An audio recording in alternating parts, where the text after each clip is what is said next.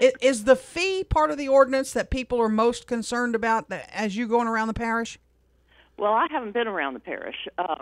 I've understood that maybe some of the commissioners and Dr. Wilson have been talking to some groups around the parish, and that's my understanding, that people are concerned about a fee. What is the main purpose of this ordinance? What does it do? What does it change for me as a pet owner? The main purpose was actually twofold, was to mandate that all animals leaving the shelter, if they were older than 6 months, would be spay and neutered prior to leaving the shelter, or any other rescue organization that they would be spay neutered, instead of just given a voucher which may or may not be used. Pardon me, why is that a good idea? So that we can reduce the number of unwanted animals out there.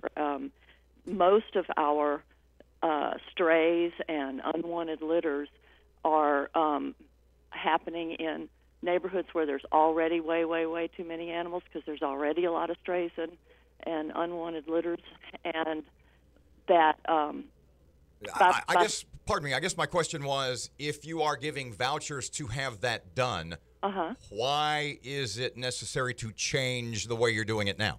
Because we're talking about strictly animals from the shelter, and no one was following up on those vouchers, and there was a huge percentage of vouchers that were not being used. So those animals were not being saved. When you say no one, what do you mean? How many percentage? What percentage of people you would give the vouchers to that just went unused? Do you know? Well, we don't know, because they weren't following up on them. So now the intent is that if a voucher is given, they will be following up on those. And Mr. Chuck Wilson, the director, has assured us that they're going to be following up on those vouchers. But that's only for animals under 6 months of age. So any animal over 6 months of age will be spayed or neutered prior to leaving the shelter. So there's no need to follow up on a voucher for those. Candy Peavy, she's chair of the Citizens Advisory Committee, but this ordinance now applies to everyone. I've got a dog at home, Tiger. He's never been in the shelter. I don't anticipate he'll ever go to the shelter. I hope. But I'd still have to register him. Is that accurate, and why? That's correct, because is it a dog or a cat? Dog. Okay. So if by any chance your dog gets out of the yard or out of the house and gets picked up by the shelter, then he would be, and so that's what registration is about.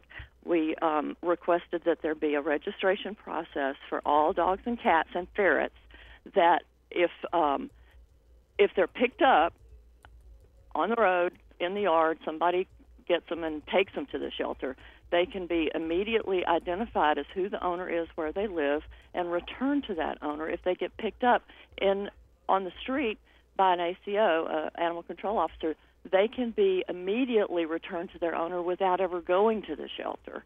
So that's a big deal for a lot of people. There's a lot of people whose animals get out, they get in the shelter, and then they go to the shelter 3 or 4 times. They can't find their dog. Nobody knows they're there, but they are there, but nobody knows they're there. So are you also, if this ordinance passes, will it also be mandated that dogs, cats, etc. are collared?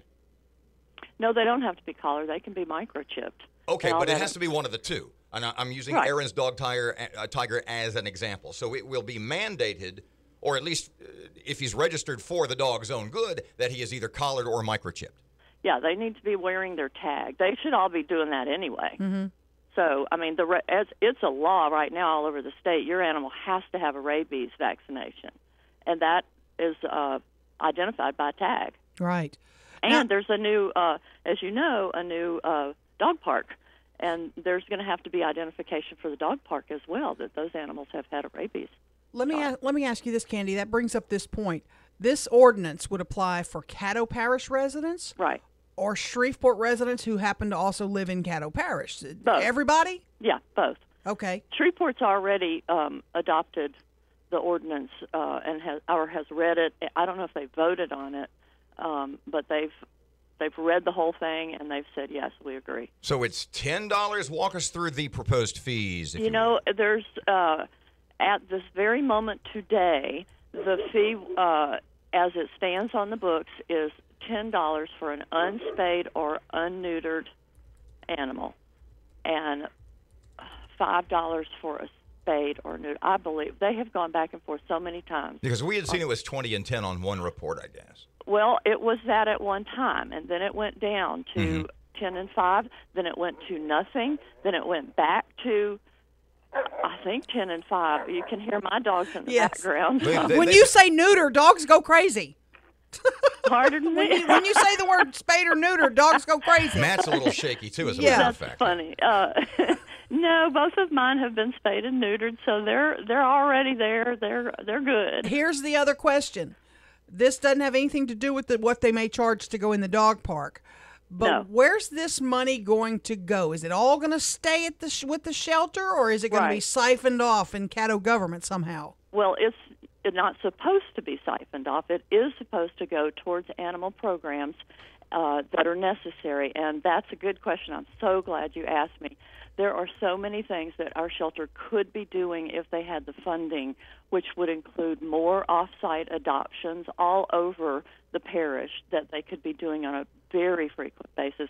They could be going much more into the schools doing education for our children, because that's so needed for our future pet owners. And then this free ride home that I'm talking about, that costs money. The trucks have to have the equipment to be in their truck to be able to find out where this animal belongs and immediately take it home. So it could, for more a foster program where that doesn't even exist right now, where animals that are highly adoptable, but there's just not a future owner in the stars right at that moment, that animal could be fostered by a family and then adopted at a future date. But a foster program costs money to manage and implement and administer. So there's a lot of good things that can happen with those funds that we could raise for the shelter. Candy, thank you. You bet. Thank you so much for your time this morning. We'll be in touch again, I'm sure. Okay, great. Thanks. Thank you.